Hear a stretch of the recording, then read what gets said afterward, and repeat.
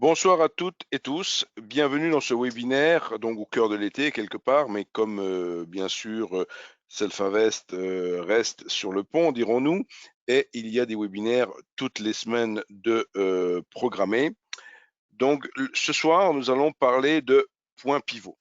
Avant de revenir sur le sujet de notre webinaire ce soir, un petit mot de WH Self-Invest. Vous le savez, pour les habitués, WH Self-Invest existe depuis 1998, a été créé à l'époque par Monsieur Varmouth et Monsieur Hirtz, d'où le W et le H. Et ce concept de self-invest, c'est toujours un concept qui vaut depuis la création de la société, un concept de mise à disposition en libre service quelque part de toutes sortes d'outils de trading. Et tout à l'origine, il n'y avait quasiment aucun outil, aucune stratégie. Et là, aujourd'hui, on vient d'ajouter la 70e stratégie de trading dans la plateforme. Donc, quand j'ai rejoint Self-Invest en janvier 2014, il y avait 42 stratégies dans la plateforme. Donc, vous voyez, régulièrement, on ajoute au fur et à mesure des mois, toujours de nouveaux outils. Bien souvent à l'initiative de nos clients. Mais et surtout même des nouveaux clients, puisque souvent les gens, ils arrivent chez nous et ils disent, voilà, je travaille avec tel ou tel outil ou j'aurais envie de tel ou tel outil. Est-ce que vous pourriez le mettre à disposition dans votre plateforme? Et c'est ce que nous faisons régulièrement. Ce qui fait qu'effectivement, aujourd'hui, ce qui peut paraître un petit peu euh, difficile pour une personne qui découvre Self-Invest et notamment la plateforme NanoTrader, c'est qu'il y a énormément de choses et qu'effectivement, il faut bien se faire coacher dans un premier temps, c'est mon rôle pour identifier ce qui vous convient. Donc un de mes jobs, donc je suis Monsieur Weissrock, responsable de la succursale de WH Self-Invest à Paris, où vous retrouverez toutes mes coordonnées à la fin de cette présentation et également un petit plan pour nous retrouver au bureau de Paris.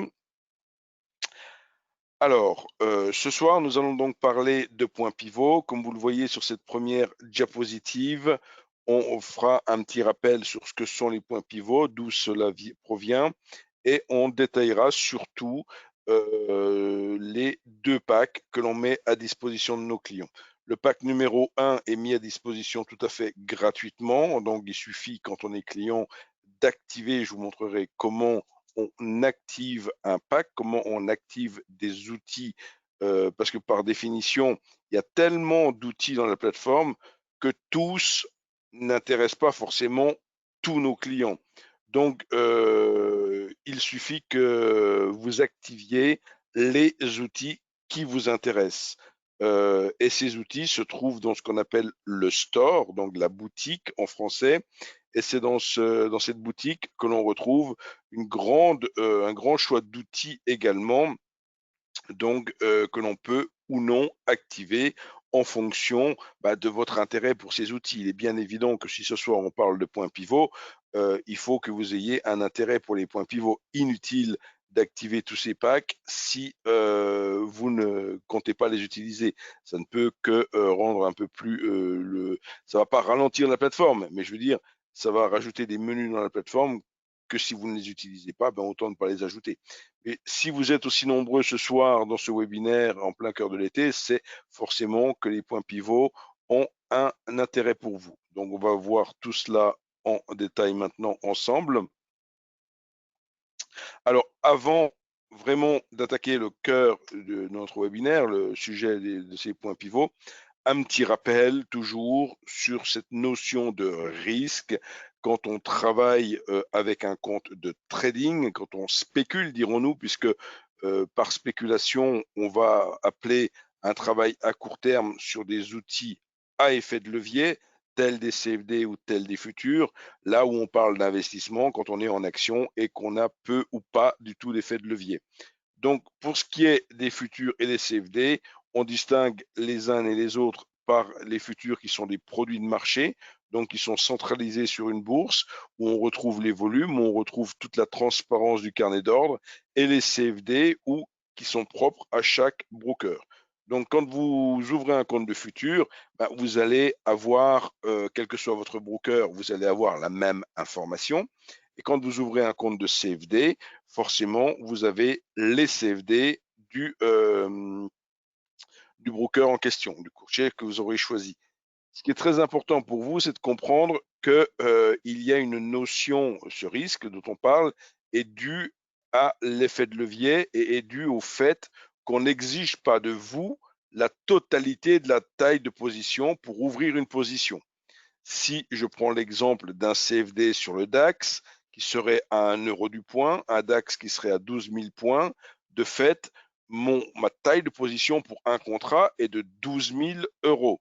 On n'exige pas de vous les 12 000 euros pour ouvrir une position, on exige une partie de cette position, ce qu'on appelle une marge, et donc on exige en l'occurrence 5%. Donc il suffit que vous ayez 600 euros sur votre compte pour que vous puissiez ouvrir un contrat.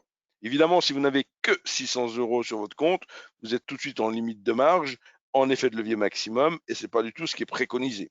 Donc, il faut vraiment avoir à l'esprit que bon, quelqu'un qui ne voudrait pas avoir du tout de risque, entre guillemets, il dirait, je mets 12 000 euros sur mon compte, je prends un contrat, et là, effectivement, il n'y a plus du tout d'effet de levier. Bon, ce n'est pas non plus ce qui est forcément obligatoire de faire, mais il peut être judicieux, effectivement, d'avoir quelques milliers d'euros pour acheter un contrat DAX dans mon exemple et pas se contenter d'avoir juste 600 euros. Vous voyez le principe. Donc bien comprendre cette notion et toujours l'avoir à l'esprit. Voilà pour ce petit rappel qui n'est jamais inutile, même si on le fait à chaque fois. Donc les points pivots, ce sont en fait un outil, en fait, c'est un outil d'analyse technique, pourrions-nous dire, qui est utilisé depuis très longtemps. Donc, les points pivots, c'est un classique intemporel. Il date de l'époque où les échanges se faisaient sur le parquet de la bourse. Les traders n'avaient ni calculatrice, ni ordinateur. Ils avaient besoin de points de prix simples, mais pertinents au début de chaque session et basés sur le prix officiel, donc des données qu'ils connaissaient, qui étaient de la veille, ouverture, plus haut, plus bas, clôture. Donc, qui était publié donc la veille, ces niveaux de prix ont été appelés points pivots. Donc, on voit que le point pivot standard, dirons-nous, on verra dans une deuxième partie qu'il y a eu au fur et à mesure du temps des variantes à ces points pivots. Mais là, le point pivot, dirons-nous, classique, c'est plus haut, plus bas, clôture de la veille divisé par 3. Donc, ce niveau pivot, après, appelle d'autres niveaux. Donc, l'analyse classique des points pivots sont utilisés pour identifier les niveaux de support et de résistance. Donc, ce point pivot principal est calculé comme je viens de vous l'indiquer et il est également connu sous le nom de prix typique. Sur la base donc de ce point pivot, 3 niveaux de support et 3 niveaux de résistance sont calculés. Et là, vous avez, là encore à l'écran, les formules correspondant à S1, S2, S3, R1, R2, R3, pour respectivement les supports et les résistances. Un autre concept puissant dont on pourra parler dans ce webinaire, c'est la zone pivot. Elle était à l'origine utilisée par les traders de parquet. Donc le point pivot principal est la ligne médiane de cette zone pivot et le haut de cette zone pivot est appelé point pivot central. Donc c'est abrégé CP, comme vous le verrez dans notre plateforme. Et le point pivot central est basé sur la ligne médiane de la période précédente. Donc ce CP est projeté autour du point pivot. Donc c'est le bas de la zone pivot, ce qui est appelé pivot directionnel. Donc on verra que autour du point pivot, il y a une borne haute et une borne basse qui font une zone. Et d'une manière générale, les points pivots, ce ne sont pas des niveaux au tic près, au point près. Il faut les interpréter comme étant bien sûr des zones de prix sur lesquelles les prix sont susceptibles de réagir. Et c'est ce que le trader cherche à exploiter. Idéalement, le point pivot principal, le point pivot central et le point pivot directionnel servent de support et de résistance. Si les cours du marché chutent vers cette zone pivot, il est fort probable qu'il y ait une réaction et qu'il y ait un retournement. Donc, il faut comprendre que cette zone pivot, donc autour du point pivot principal, cette zone pivot va servir un peu de repoussoir au prix. C'est-à-dire que si les prix chutent et vont vers la zone pivot, ils auront tendance à rebondir. Et inversement, si les points pivots progressent sous cette zone pivot, ils auront tendance à être repoussés à la baisse. Si la période précédente était une période d'équilibre, le point pivot principal et le point pivot central sont proches. Donc l'un de l'autre, c'est-à-dire serrés, c'est-à-dire que cette zone sera relativement étroite. Une zone étroite est synonyme d'indécision, et si la période précédente était une zone haussière, la zone pivot sera cette fois-ci large.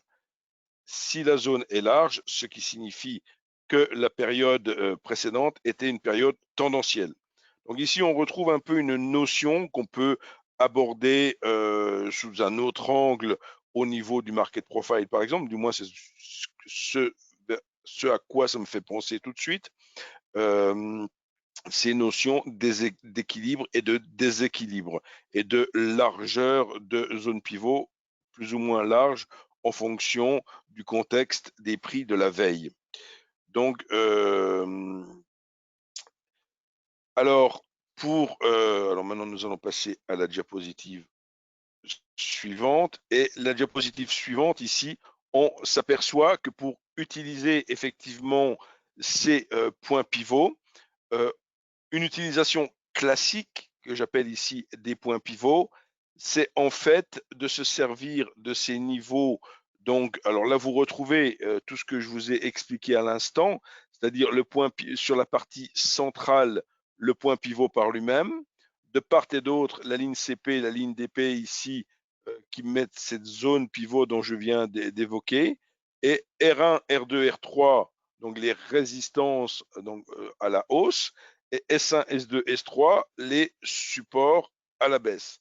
Donc, c'est que ce soit R1, que ce soit les résistances ou les supports, là aussi, il ne faut pas les interpréter comme étant des lignes au tick près. Mais ce sera des zones sur lesquelles on attend une réaction des prix. Et en fonction de ce qui va se passer, c'est-à-dire que si on prend le cas ici, l'exemple cas numéro 1, on venait les prix étaient précédemment à cela sous le point pivot, et ils vont franchir le point pivot. Ça constitue un signal d'achat, c'est-à-dire que cette zone pivot, quand les prix évoluent au-dessus du point pivot, on a tendance à considérer que ce sont les acheteurs un petit peu qui font la loi, et ce sont on est en situation où on est plutôt dans une force acheteuse, et inversement, quand on est sous la zone du point pivot, on est plutôt dans une zone où ce sont les vendeurs quelque part qui font la loi. De fait, si on était dans la zone sous le point pivot et qu'on franchit le point pivot à la hausse, donc tout ce que je vous raconte là, c'est exactement la même chose à la baisse. Si on était en haut et qu'on franchissait le point pivot à la baisse, le point 1 serait un signal de vente. Dans le cas présent, il s'agit d'un signal d'achat. De fait, le premier objectif, c'est R1. Donc, de deux choses l'une, où R1 réveille les vendeurs et rejette les prix, auquel cas ça arrête la progression, et dans ce cas, on pourra s'attendre à un retracement sur la zone pivot avant de retenter de franchir R1 pour aller chercher R2. Et à chaque fois qu'on franchit une résistance, on a effectivement à surveiller un phénomène dit d'inversion de polarité, c'est-à-dire que cette résistance est, est appelée à devenir support. Une fois franchie, elle est appelée à devenir support avant de repasser à nouveau d'aller chercher le niveau R3. Et lorsque l'on a atteint dans un sens R3 ou dans l'autre sens S3, ça ne veut pas dire que les prix vont obligatoirement s'arrêter définitivement sur R3 ou s'arrêter définitivement sur S3. mais que quelque part, le mouvement est susceptible d'arriver à son terme.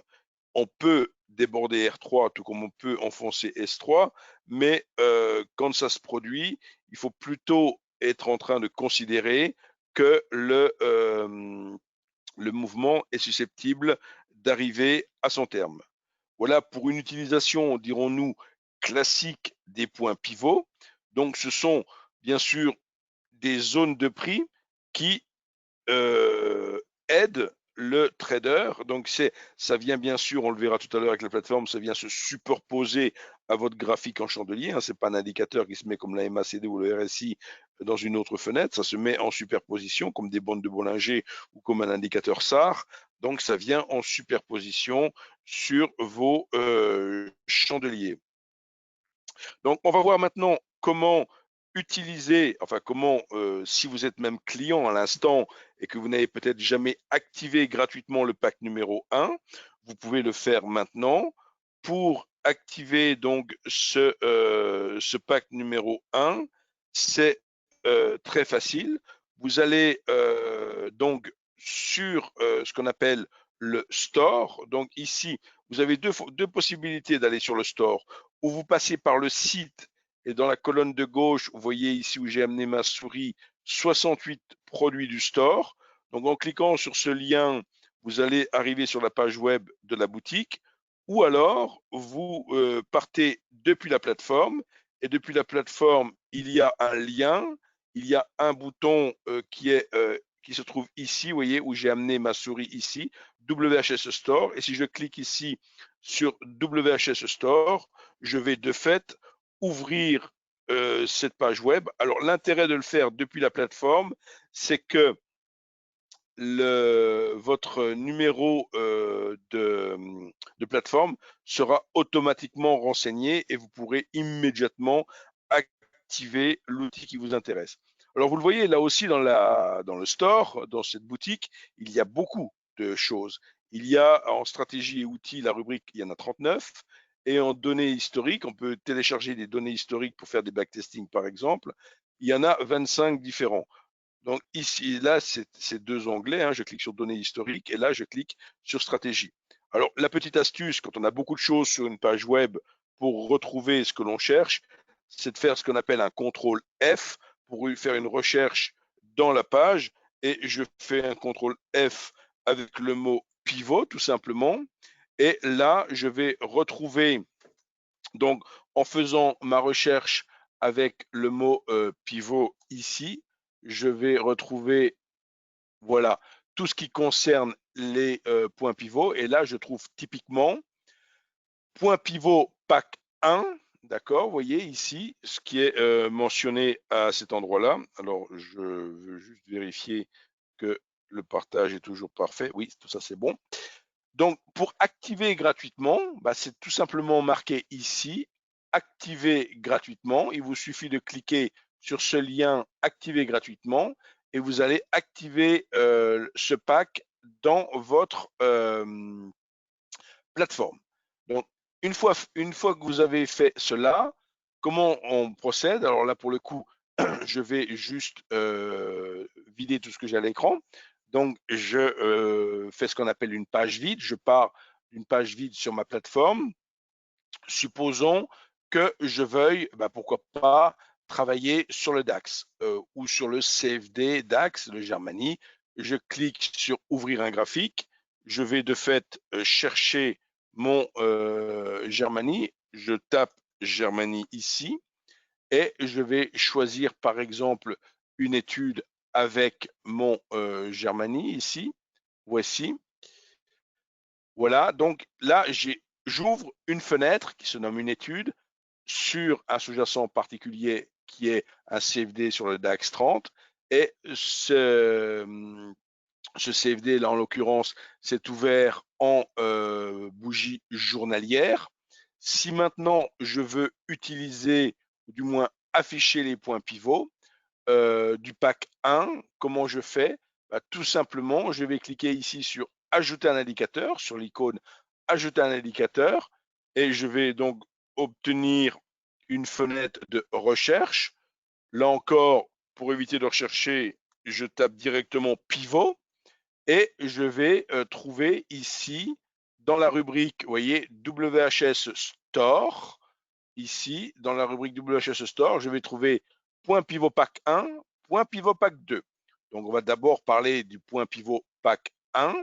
Et si je veux, par exemple, parler maintenant dans le point pivot pack 1, on a effectivement on a 4 outils en fait.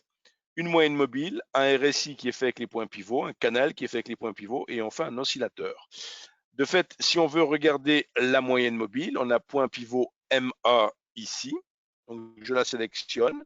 Je demande à l'afficher comme Centimentor. Et voici. Donc, et là, je me retrouve avec cette moyenne mobile directement sur le graphique. Alors, il s'agit ici d'une moyenne mobile qui est basée sur les points pivots plutôt que sur le dernier cours du marché. D'accord? Cette moyenne mobile que vous voyez visualiser ici, donc, je vous dis, elle est basée sur les points pivots. Les traders peuvent générer des signaux de trading grâce à cette moyenne mobile, c'est-à-dire cette moyenne mobile va pouvoir être utilisée comme décisionnaire, comme un signal de trading. Donc, dans le jargon de chez Self-Invest, le concept signal de trading, c'est un point d'entrée sur le marché. Donc, vous pourrez déterminer, par exemple, que lorsque l'indicateur et le prix du marché se croisent, vous avez un signal à la hausse ou à la baisse et ainsi prendre position avec cette moyenne mobile ici. On a comme autre outil, toujours gratuit dans ce pack numéro 1, on a également, alors je retape ici de nouveau pivot, et là on a également un point pivot RSI. Un point pivot RSI, donc que je vais afficher ici dans une sous-fenêtre de ici, donc je l'agrandis un petit peu, que vous le visualisiez bien. Donc il s'agit ici du RSI, mais cette fois-ci, il est basé sur les points pivots plutôt que sur le dernier prix du marché. Donc les traders peuvent générer un signal basé sur la tendance du marché et les signaux de continuation de retournement de tendance sont tous deux possibles. Voilà l'intérêt de ce RSI. Troisième outil, il s'agit maintenant de parler du canal de point pivot. Donc ici, vous voyez, point pivot channel. Donc, on va pouvoir disposer ici de ce channel. Alors, un channel, voilà, je vais réduire ici de nouveau pour montrer ce canal point pivot. Donc, ce canal est aussi lissé qu'une moyenne mobile, mais a aussi la capacité de s'ajuster à la volatilité du marché. Donc ici, c'est un intérêt, un peu comme dans les bandes de Bollinger, c'est un intérêt d'apprécier la volatilité du marché. Les lignes extérieures du canal pivot sont utilisées comme niveau de support ou de résistance, tout comme les points pivots eux-mêmes. De plus, le pivot channel identifie les marchés en tendance. Donc, vous voyez l'intérêt de ce canal point pivot. Enfin, le quatrième outil, il s'agit de l'oscillateur point pivot.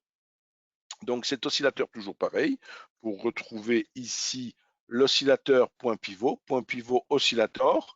Donc, on va pouvoir l'afficher ici tel un oscillateur classique, dirons-nous. Donc, je vous le mets, alors, je vais juste le mettre ici au-dessus du précédent, voilà, et je vais agrandir cette fenêtre comme ceci. Donc, le voici. Donc, ce point pivot oscillateur, à quoi sert-il? Donc, l'oscillateur point pivot montre au trader la distance entre le prix du marché actuel et le point pivot de la journée. Donc, le point pivot de la journée, c'est la ligne 0. Vous voyez, ici, c'est la ligne 0. Donc, ici, on est sous le point pivot et il y a du chemin à faire pour revenir au point pivot. Là, on est au-dessus du point pivot. Donc, cet oscillateur est renforcé par une moyenne mobile. Donc, les traders parient sur une forte réaction lorsque le prix du marché touche la ligne des zéros pour la première fois. Donc, vous voyez, ici, on revient vers la ligne des zéros la première fois, ça réagit. Après, on la casse, on repasse, etc., etc. on revient sur la ligne des zéros, on rebondit fortement, etc., etc. Donc, comme pour tout autre oscillateur, l'oscillateur point pivot peut être utilisé dans le trading des divergences. Donc, vous voyez, voilà donc ce qui concerne le pack numéro 1, qui est gratuit pour tout le monde. Il faut juste être client et pour l'activer, vous avez vu comment on activait le pack en question. Je vais repasser à la présentation. Voici, donc là on avait quitté la présentation ici. J'ai été trop vite. Pardon, je recule. Donc ici, pour vous aider, vous recevrez le PDF également de la présentation. Pour vous aider un petit peu dans tout ce que j'ai raconté, là vous avez le détail des 4 outils que je viens de vous montrer à l'instant à l'aide de la plateforme NanoTrader. Donc voilà pour ce qui est du pack numéro 1. Alors, le pack numéro 2. Ce pack numéro 2, il n'est pas gratuit. Comment on va pouvoir l'activer? Donc, puisque dans la boutique, comme je vous disais, il peut y avoir des produits, comme on l'a vu dans l'exemple du pack numéro 1, gratuits, mais il peut y avoir également d'autres outils qui sont pour certains payables en une fois, donc vous le payez juste une fois et vous l'avez à vie, ou alors il y a des outils qui peuvent être créés par des traders et qui peuvent demander un abonnement mensuel. Donc là, de nouveau, comme tout à l'heure, si on recherche le pack numéro 2, je retape le mot pivot pour retrouver, et là je vois point pivot pack 2. D'accord? Vous voyez ici point pivot pack 2, et là on s'aperçoit paiement unique 49 €. Donc si ce pack vous intéresse, si ce qu'il y a dans ce pack vous intéresse, il suffirait que vous activiez, enfin que vous souscriviez à ce pack en une seule fois et vous l'avez de manière permanente. Alors, que contient ce pack? Ce pack, il va contenir tout ce qui est point pivot intra-journalier, c'est-à-dire quand on dit intra-journalier, bah, tout ce qui est horaire et autres. Donc, comme on dit intraday, hein, tout simplement, on a plus l'habitude de dire intraday qu'intra-journalier, même d'une certaine manière. Donc, les points pivots qui peuvent être calculés cette fois-ci sur des bases horaires plutôt que sur des bases journalières, ou alors les points pivots sur les unités de temps supérieures, hebdomadaires, mensuelles, trimestrielles, annuelles, etc. Donc, il y a déjà ces deux familles de points pivots. Et ensuite, il y a toute une série de points pivots dont le calcul diffère de ce que je vous ai montré précédemment. Ce sont des variantes de ces points pivots. Alors bien sûr, certains vont peut-être vous parler, comme les points pivots qui sont basés sur Fibonacci, Camarilla, Woody. Vous voyez, ça peut être des points pivots qui évoquent quelque chose chez vous si vous avez déjà travaillé avec ces différentes approches. Donc effectivement, avant même de souscrire à ce pack numéro 2, je conseille vivement de se familiariser avec le pack numéro 1 et de vous documenter sur tout ce qu'offre le pack numéro 2 et de savoir si effectivement vous voulez travailler plus avant avec les points pivots. Inutile d'acheter un pack pour dire de l'avoir si ce n'est pas pour l'utiliser, bien entendu. Donc, alors, ce pack numéro 2, vous avez vu comment on l'activait, tout ce qu'il comprend. Maintenant, on va le regarder un petit peu en détail. Donc, je remets la plateforme. Alors, comme tout à l'heure, ce que je vais faire, c'est que je vais juste supprimer tout ce que j'ai ajouté qui vient du pack numéro 1. Donc, je vais ici supprimer les 4 outils que j'avais dans mon pack numéro 1. Là, je me retrouve avec, de fait, le graphique juste en été jour de mon Germany 30. Si je veux voir maintenant au niveau du pack numéro 2, comme tout à l'heure, je vais cliquer ici sur ajouter un indicateur. Je vais appeler pivot et comme je vous l'avais peut-être déjà aperçu tout à l'heure, vous voyez ici point pivot pack 2. Donc on va avoir dans ce pack 2 ici les points pivots daily, les points pivots hourly, monthly, quarterly. Donc vous avez tout ce qui concerne bien sûr les jours, les heures, les mois, les trimestres, etc., etc.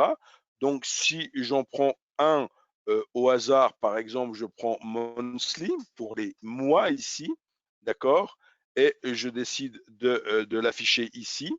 Donc, on retrouve cette fois-ci le point pivot, les points pivots du mois précédent. Là, on s'aperçoit que donc on a à partir du début juillet les points pivots du mois de juin et on affiche ici que les points pivots qui sont calculés sur juin. On les affichera pour tout le mois de juillet. Dans les, parmi les réglages possibles ici, on peut donc voir les précédents périodes. Donc là, c'est mis non, mais on peut mettre oui. Et si on met oui, on va avoir, vous voyez ici, sur juin, on a les points pivots de mai.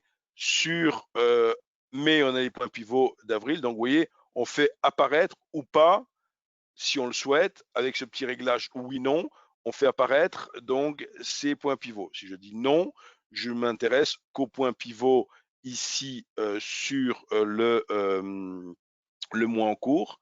On a par défaut, on a la visualisation du plus haut, du plus bas et de la clôture de du mois précédent, pardon, j'allais dire de la veille, mais de la période précédente.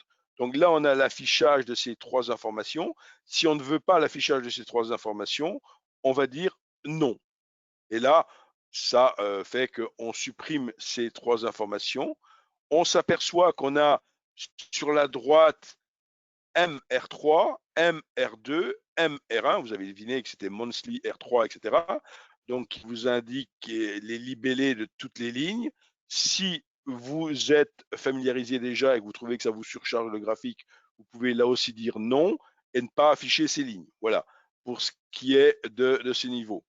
Après, dans le premier réglage ici, calculation méthode, méthode de calcul, on a le choix ici, effectivement, entre ces points pivots de parquet, hein, floor pivot, les points pivots donc de Jackson, de Fibonacci, de Camarilla, Woody's. Donc vous avez tous les points pivots. Donc évidemment, si on change de méthode, Fibonacci, vous voyez, ça change les lignes puisque les calculs ne sont pas les mêmes. Donc vous pouvez d'un seul clic, effectivement, changer de mode de calcul de ces points pivots. Alors, je vois qu'il commence à y avoir quelques questions, mais je vais quand même... alors, je vais prendre les questions. Alors, donc, je pense que c'est tout bon pour le son. Il y a quelqu'un qui me disait tout à l'heure qu'il n'y avait pas de son. Voilà. Quel serait le point pivot à utiliser pour le scalping? Alors, je dirais le point pivot pour utiliser pour le scalping, pour moi, ça ne serait pas... alors, je ne suis pas un utilisateur quotidien des points pivots, je ne suis pas un expert non plus des points pivots. Hein. L'intérêt, c'est que je vous présente effectivement ce qu'il existe dans la matière chez Selfinvest. Je dirais que pour le scalping, il paraîtrait judicieux d'utiliser plutôt le point pivot horaire, donc d'utiliser une unité de temps intraday pour calculer effectivement, ça c'est ce qui me vient tout de suite à l'esprit. Maintenant, vous pouvez bien évidemment vous documenter en la matière, mais ça paraît évident d'utiliser un point pivot relativement court terme et notamment horaire en l'occurrence, puisqu'ils sont proposés. Alors, je reviens un petit instant à ma présentation.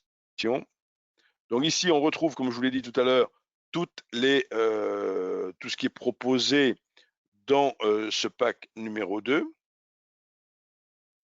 Donc, bien sûr, installer et utiliser le pack numéro 2, je vous l'ai montré. Alors, avant de reprendre plus avant les questions, un petit mot de Selfinvest. Bon, ça, vous le savez, Selfinvest existe depuis 1998 et au fil des années, nous n'avons pas fait que d'ajouter des outils et des stratégies et tout cela dans la plateforme, mais nous avons également amélioré constamment notre service d'une manière générale.